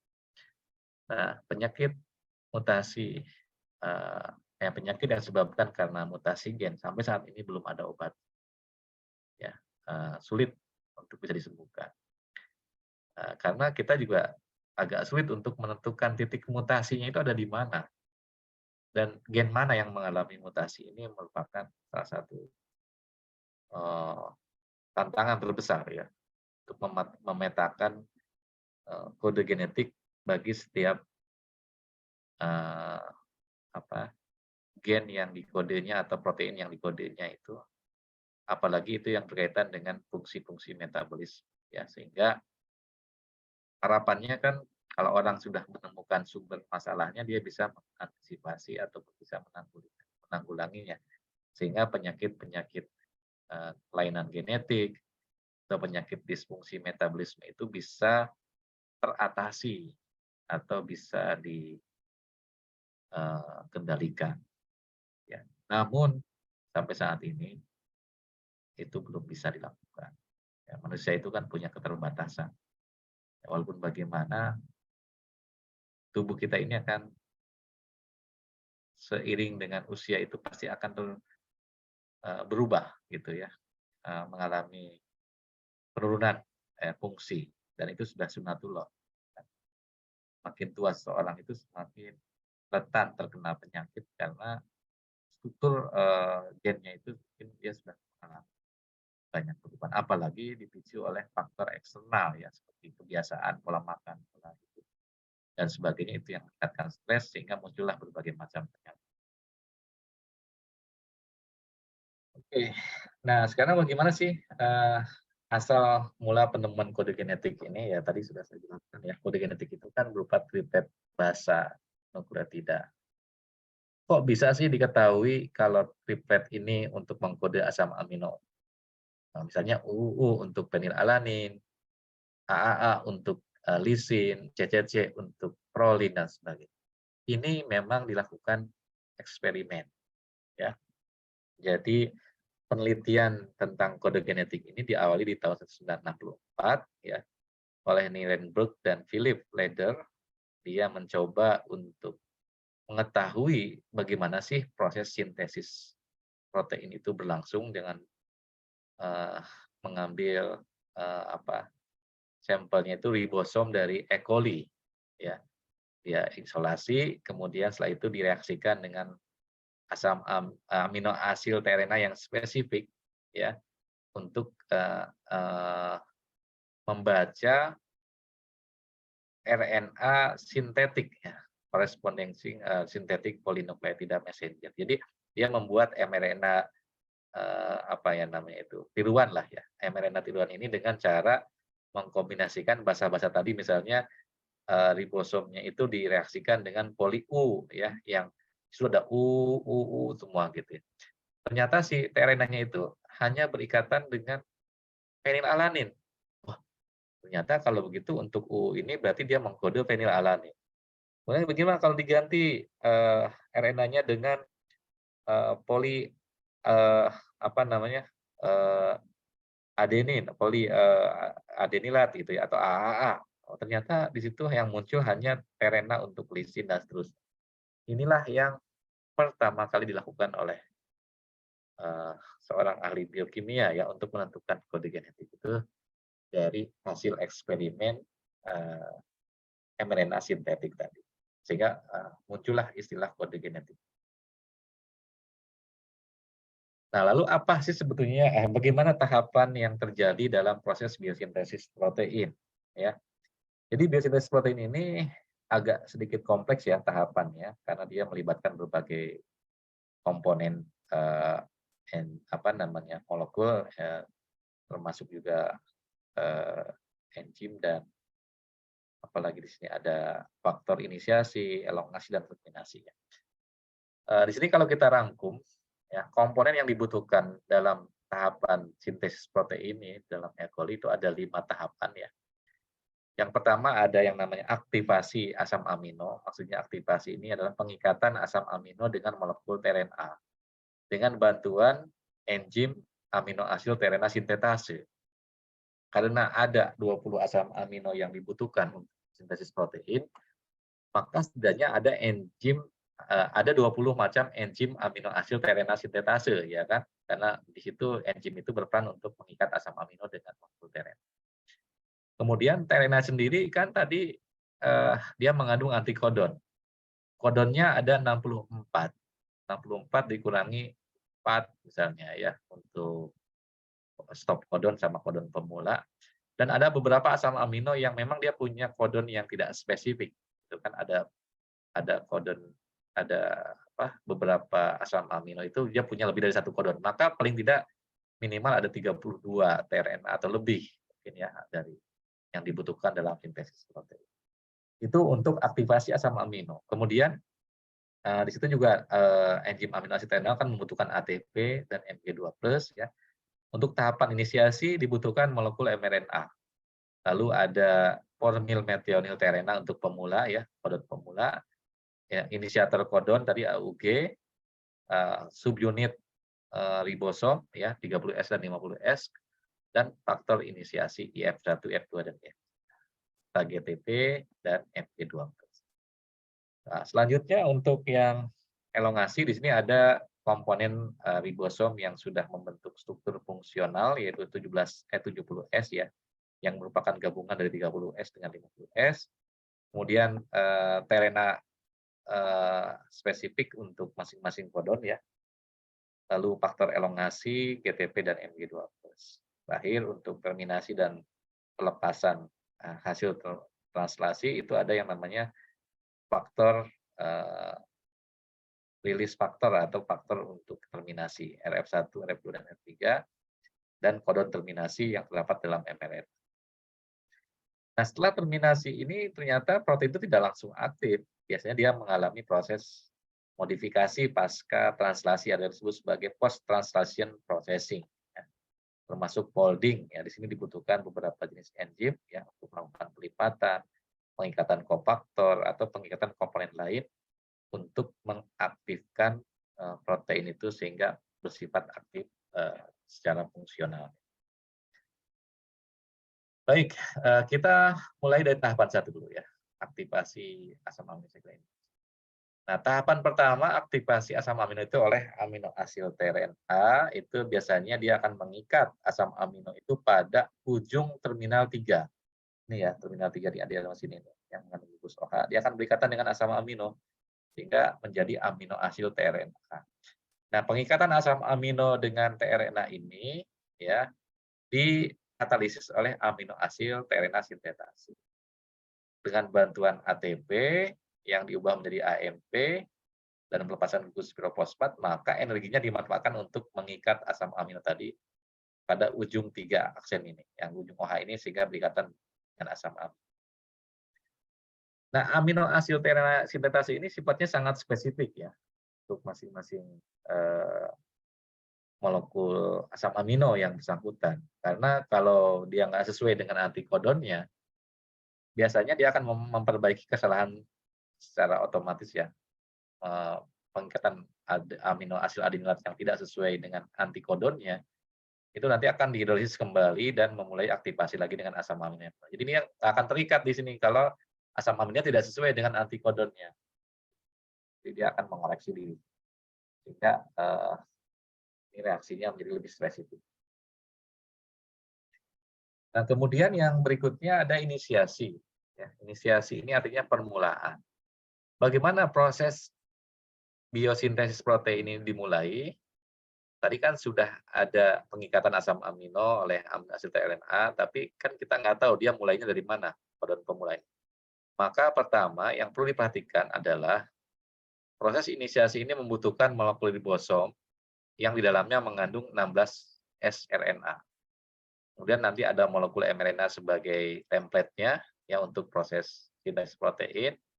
Lalu ada formil metionil tRNA ini untuk pengikatan asam amino, ya, untuk memulai proses translasi, ya. Dan ada protein faktor inisiasi tadi IF1, F2 dan IF3 serta GTP sebagai sumber energi. Jadi ini ribosom ini kalau kita gabungkan seperti ini molekulnya, ada 30S dan 50S, ya. Di dalamnya itu ada sRNA, ada yang 16S RNA, ada yang 23S RNA dan 5S RNA. Nanti yang sangat berperan penting adalah di 16S RNA ini, karena nanti dia akan mengarahkan si mRNA itu untuk terikat di dalam ribosom, ya. Nah, jadi pertama dalam mekanisme inisiasi ini adalah protein faktor inisiasi 1 dan 3 itu akan berikatan dengan kompleks ribosom 70S sehingga dia akan memecah molekul tadi itu yang 70S tadi ini ya menjadi 50S dan 30S. Ya ini jadi terbagi dua ya. 10S dan 30S. Dia berikatan dengan IF1 dan IF3. Kemudian 50S-nya ini lepas ya. Nanti setelah itu masuk faktor inisiasi yang kedua. Faktor inisiasi yang kedua itu dan dia PTP lalu masuklah ke dalam struktur 3 pada sisi tengah ini ya, sisi tengahnya diikat oleh apa namanya itu formil metioninnya itu terikat pada kodon pemula tadi ya, kodon pemula itu kan yang tadi AUG tadi. Lalu IF2 ini yang akan mengarahkan dia untuk memasuki kodon pemula ini. Ya. Nah setelah itu IF2 terikat baru masuk di sini 50 subunit tadi yang tadi sudah terlepas tadi dia masuk lagi ke dalam ketika dia sudah sisi P-nya sudah mengikat formil metionin. Lalu terbentuk lagi kompleks 70S. Nah, faktor inisiasi 1, 2, dan 3-nya ini akan keluar ya ketika dia sudah membentuk kompleks 70. Di sini kompleks 70S-nya sudah berbeda dengan posisi awal karena dia sudah mengandung formil metion. Ya di posisi sisi P-nya ini.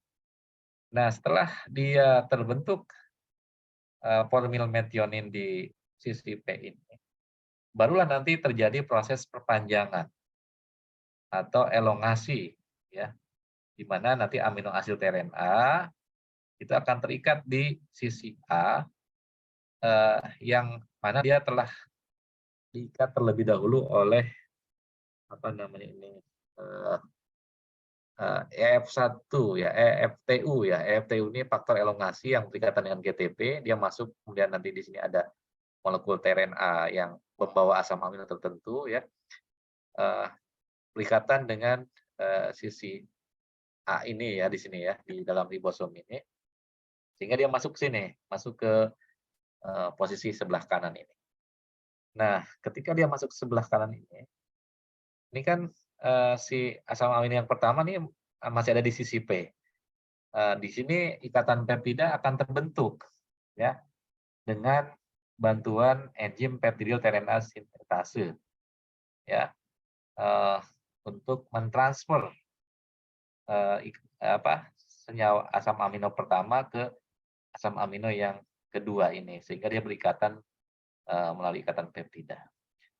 Nah, setelah dia berpindah ke posisi yang kedua ini, maka sisi P ini menjadi kosong kan, karena asam amino sudah diikat oleh sisi A tadi.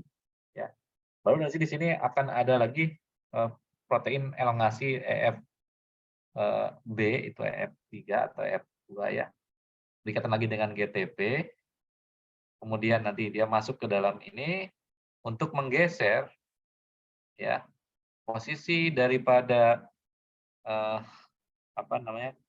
peptidil tRNA yang dari sisi A itu berpindah ke sisi P ya, berpindah. Jadi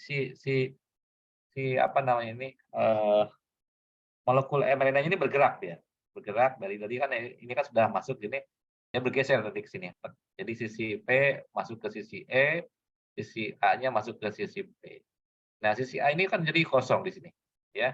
Nah, sisi E yang tadi sudah terpindah ke asam aminonya ke sisi P ini, maka dia akan keluar.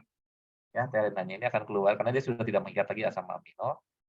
Sementara asam amino yang pertama tadi dia sudah bertambah satu satuan asam amino yang baru. Artinya bertambah panjang, itu maka disebut elongasi ya.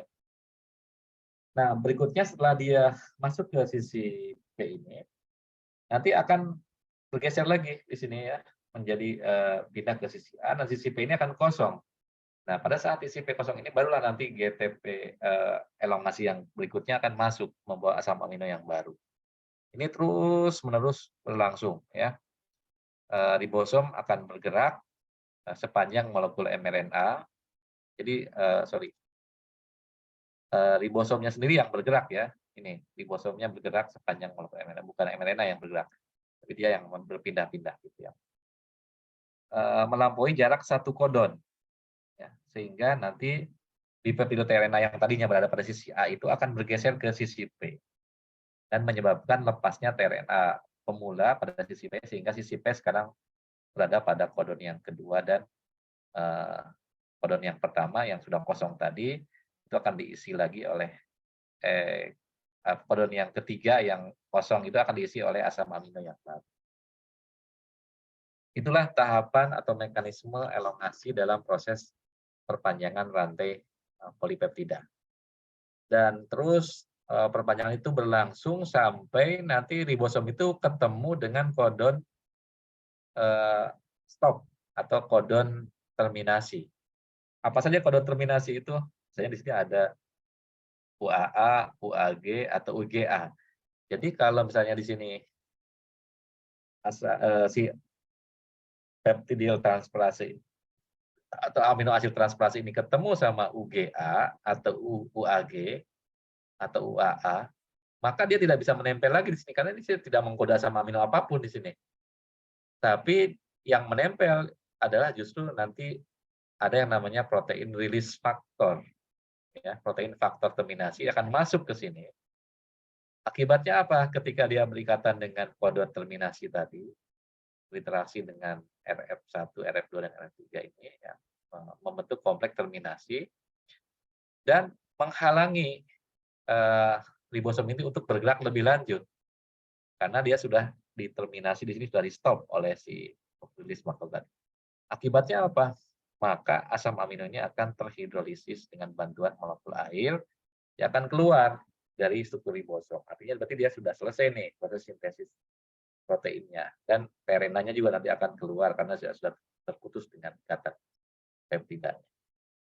Nah, terakhir baru nanti si kompleks ribosom ini akan terurai lagi, ya, terbuka lagi, mRNA-nya akan keluar, nanti mRNA-nya akan terdegradasi, proteinnya akan mengalami modifikasi pasca translasi. Masuk ke tahapan yang terakhir, ya, jadi dia akan membentuk protein yang aktif. Inilah gambaran singkat dari proses translasi, dari mulai pengikatan formil metionin di kodon pemula yaitu AUG, kemudian nanti amino asid RNA masuk ke sisi A yang baru, nanti terjadi perpanjangan, ya, sesuai dengan kodon masing-masing. Misalnya di sini GU untuk valin, GGC untuk lisin, GAU untuk aspartat, AGU untuk sen. Nanti molekul amino asid RNA-nya akan menyesuaikan diri sesuai dengan urutan kodon. Maka asam amino yang masuk itu akan disesuaikan dengan jenis kodon yang ada di sini. Akibatnya nanti terbentuklah susunan asam-asam amino yang ada di bawah ini, ya, membentuk molekul peptida yang lebih panjang. Sampai dia ketemu dengan kodon terminasi yaitu UGA, di mana terjadi proses pemberhentian proses translasi ini karena faktor terminasi ini akan memblok perpanjangan rantai dari ribosom yang berikatan dengan molekul mRNA tadi, dan akan terjadi hidrolisis protein atau terlepas dari struktur ribosom. Itulah gambaran tentang proses translasi protein atau sintesis protein dari mulai tahapan aktivasi, inisiasi, sampai ke terminasi. Ya, dan kemudian nanti protein yang sudah mengalami terminasi itu lebih lanjut dia akan mengalami modifikasi, ya. Modifikasi di sini bisa macam-macam, ya, tergantung jenis proteinnya, ya. Setelah selesai proses translasi, nanti rantai polipeptida ini akan spontan membentuk konformasi 3 dimensi, apalagi kalau dia bentuknya enzim. Kan enzim itu nggak mungkin dia bentuknya memanjang, dia akan berlipat-lipat. Kan di situ akan ada proses pelipatan, ya, dengan bantuan enzim protein disulfida isomerase atau PDI, ya, untuk membentuk ikatan disulfida. Kemudian nanti ada perubahan konformasi, kemudian ada fosforilasi, ya. Misalnya adanya penambahan gugus fosfor pada sistein, kasein contohnya, ya, atau penambahan hidroksil serin, ya, treonin, tirosin, dan seterusnya pada protein susu, ya. Karboksilasi asam aminoglutamat pada protein protombin, metilasi gugus R pada lisin, itu termasuk salah satu contoh modifikasi pasca translasi, ya. Itu semua terjadi setelah selesai proses translasi di dalam ribosom. Ya, ini contoh modifikasi, misalnya penambahan gugus fosfoglyceril lisin ya. Eh, Kemudian pembentukan ikatan disulfida, ya, venilasi, hidrogenasi, ya, sulfation, ya, penambatan gugus SH gitu ya untuk metionin, metilasi, glikosilasi, dan pengikatan molekul-molekul seperti glukosa atau lipid itu terjadi setelah proses translasi. Ya. Ini disebut sebagai modifikasi pasca translasi. Kemudian proses biosintesis protein ini sendiri dalam tubuh kita ini sebetulnya apa ya namanya, tidak mengalami penghambatan ya. Tapi mungkin ada proses penghambatan untuk kasus tertentu ya. Tapi secara umum sih kalau untuk orang yang normal sih jarang ya mengalami penghambatan. Karena kalau terjadi penghambatan itu sangat fatal akibatnya ya. Misalnya sintesis proteinnya tidak berlangsung dengan baik sehingga terjadi terminasi dini gitu ya. Maka protein yang dihasilkan itu menjadi status dan tidak berfungsi dengan baik. Tapi jarang terjadi. Nah, biasanya kalau penghambatan yang sering kita lihat dalam kehidupan sehari-hari itu adalah penggunaan antibiotik pada beberapa jenis bakteri ya. Kalau kita sakit gitu karena infeksi kan sering kita mengkonsumsi antibiotik ya. Sebetulnya antibiotik itu fungsinya untuk apa sih? Menghambat pertumbuhan bakteri atau mematikan bakteri. Caranya gimana? Contohnya tetrasiklin, dia menginhibisi pengikatan amino asid RNA dengan ribosom sehingga mengakibatkan terhentinya proses translasi. Atau streptomycin, ya, dia akan menyebabkan kesalahan dalam membaca kode genetik sehingga akan mengganggu pengikatan kodon dengan antikodon. Furomisin mengganggu proses perpanjangan rantai, ya, karena sifatnya mampu menggantikan amino asid RNA yang masuk sehingga menyebabkan terminasi. Nah, pertanyaannya, kalau kita mengkonsumsi antibiotik, itu berpengaruh nggak sih ke sintesis protein dalam tubuh kita? Apa dia hanya menghambat sintesis protein sel bakterinya, tapi tidak menghambat sintesis protein dalam tubuh manusia, gitu ya? Ini saya kira cukup menarik juga ya kalau kita diskusikan atau cari jawabannya ya. Jadi sebetulnya antibiotik itu tidak berpengaruh terhadap proses sintesis protein dalam tubuh kita, tapi dia menghambat proses sintesis protein sel bakteri karena antibiotik ini biasa kerjanya pada sel prokariot ya, tapi tidak menghambat sel eukariot. Cuma mungkin perlu juga dipelajari kan kalau kita mengkonsumsi antibiotik dalam jumlah yang banyak atau berlebih itu sebetulnya bukan mempengaruhi sintesis proteinnya tapi menyebabkan bakteri itu menjadi resisten dan dia tidak lagi bisa dimatikan dengan antibiotik itu. Kalau proses konsumsi antibiotiknya tidak sesuai dengan dosis yang disarankan. Gitu ya. Oke, itu beberapa contoh penghambatan proses biosintesis protein. Terakhir, saya minta kalian kelompok 5 ya, mencari satu contoh kasus disfungsi metabolisme protein ya. Misalnya dalam proses biosintesis atau dalam proses pencernaan silahkan, bebas aja. Kalau yang biosintesis tadi kan misalnya yang menyebabkan terminasi dini gitu, yang itu bisa menyebabkan penyakit tertentu gitu ya. Boleh aja sih, Tato yang tadi berkaitan dengan misalnya yang alergi ya, reaksi alergi itu terjadi karena apa sih? Nah, itu juga bisa didiskusikan lebih lanjut. Carilah artikel yang membahas tentang kelainan metabolisme protein, buat dalam bentuk makalah dan presentasikan di depan kelas ya. Waktunya mungkin kita sepakati minggu depan kan masih minggu tenang ya, bisa kita gunakan terserah nanti apakah mau hari Jumat atau hari yang lain. Baik, mungkin demikian yang bisa saya sampaikan untuk pertemuan hari ini. Sebelum kita akhiri, apakah ada yang mau bertanya atau terkait dengan paparan materi tadi atau mengenai tugasnya, apakah sudah cukup jelas?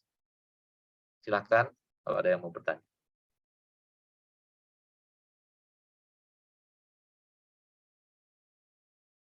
Halo, masih dengar suara saya nggak? Masih, Pak. Masih, Pak.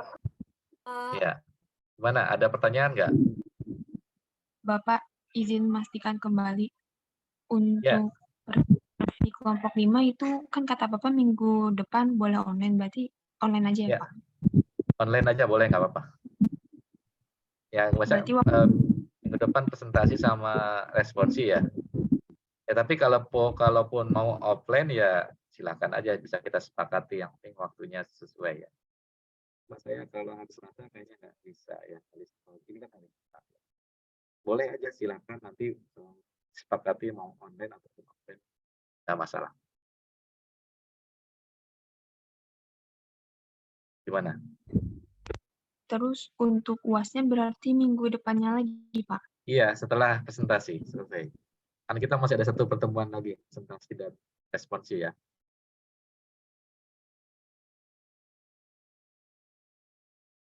Bapak izin memastikan, Pak, Iya, silakan. untuk makalahnya itu sebelum UAS atau ketika UAS, Pak, dikumpulkannya? Semua tugas, baik tugas individu dan tugas kelompok, deadline-nya pada saat UAS itu sudah semua dikumpulkan. Bagi yang terlambat mengumpulkan setelah UAS, saya tidak menerima lagi pengumpulan tugas ya. Batasannya pada saat UAS. Hari pada saat UAS itu ya, batasan pengumpulan tugas terakhir. Baik, Bapak. Terima kasih, Pak. Ya. Masih ada lagi?